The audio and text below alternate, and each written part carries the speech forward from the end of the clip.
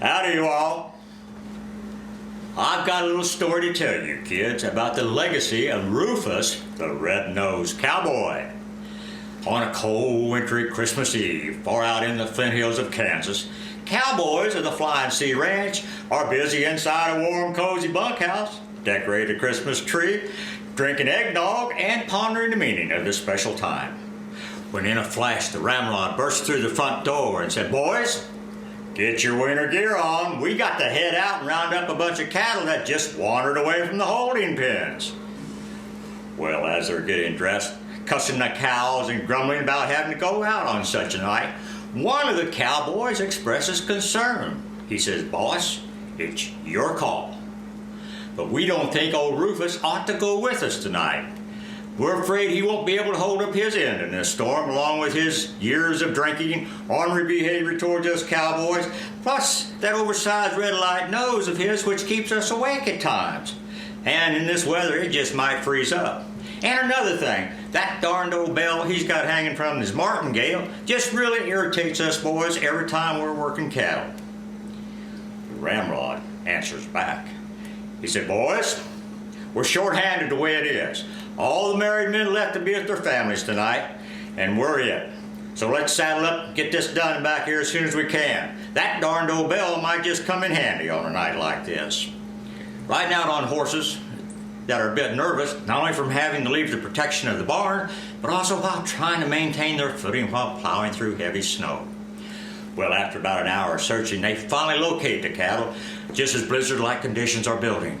Temperatures dropping, a howling wind, and visibility near zero. They can't see to find their way home, concerned now on what will happen if they and the cattle don't get to shelter soon.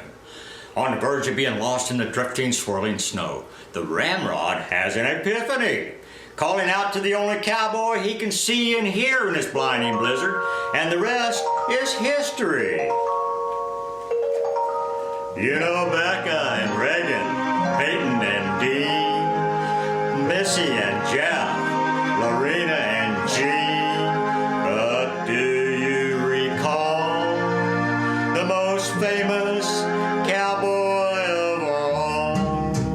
Rufus, the red-nosed cowboy, had a honk of red light bright, and if you ever saw it, it was like a lantern in the night. All of the other cowboys would laugh and call him names. They never invited old Rufus to ride and roping cowboy games. Then one snowy Christmas Eve, the ramrod came to say, "Rufus, with your nose so bright, won't you lead us back to the ranch tonight?" Then how the cowboys praised him as they hollered out with a declaratory, "Rufus, the red-nosed cowboy, you'll go down in history." Now, kids, I'm pretty sure that's the way it happened. However, I wouldn't be surprised at all to learn that Gene Autry, after hearing this little tale, thought it might make for a pretty good song with some word changes to sing to you kids during the holiday season. Now, in just a bit, after we finish up with Rufus, we're going to jump right into Gene Autry's Rudolph the Red-Nosed Reindeer, and I want you all to sing along. Then one snowy Christmas Eve, the ramrod came to say, "Rufus, with your nose so bright, won't you lead us back to the ranch tonight?"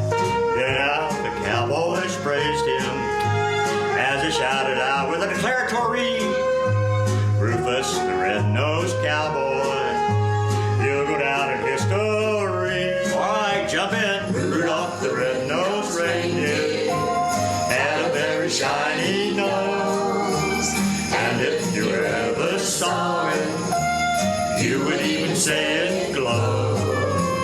All of the other reindeer used to laugh and call him names. They never let a poor Rudolph join in any reindeer games. Then one foggy Christmas Eve, Santa came to say, "Rudolph, with your nose so bright,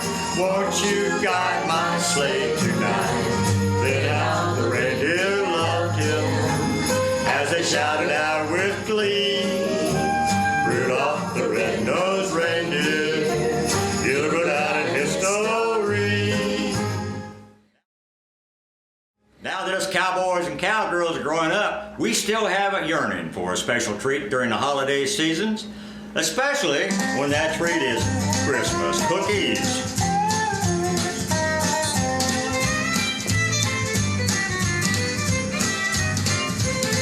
I sure do like those Christmas cookies, sugar. I sure do like those Christmas cookies, babe. The ones that look like Santa Claus, Christmas trees and bells and stars. I sure do like those Christmas cookies, babe. Now, Christmas cookies are a special treat, and the more she bakes, the more I eat, and sometimes I can't get myself to stop. Sometimes she'll wait till I'm asleep, and then she'll take the ones I didn't eat and put those little sprinkly things on top. I sure do like those Christmas cookies, sugar. I sure do like those Christmas cookies, babe. The ones that look like Santa Claus, Christmas trees and bells and stars. I sure do like those Christmas cookies, babe. Now those sprinkly things just make things worse because it makes them taste better than they did at first, and they're absolutely impossible to resist. Some disappear to who knows where, but I make sure I get my share, and those kids just stand around waiting for the ones I miss. I sure do like those Christmas cookies, sugar. I sure do like those Christmas cookies, babe. She gets mad if they're all gone before she gets the icing put on. I sure do like those Christmas cookies, babe. Now there's a benefit to all of this that you might have overlooked or missed. So now let me tell you the best part of it all. Every time she puts another batch in the oven, there's 15 minutes for some kissing and a hugging. And that's why I eat Christmas cookies all year long. Now kids, I'm sure that Santa Claus, when he comes down the chimney on Christmas Eve, would like to have a plate of Christmas cookies along with a glass of Cowboy Charley special eggnog waiting for him. Maybe even a Western swing song or two to energize his weary bones.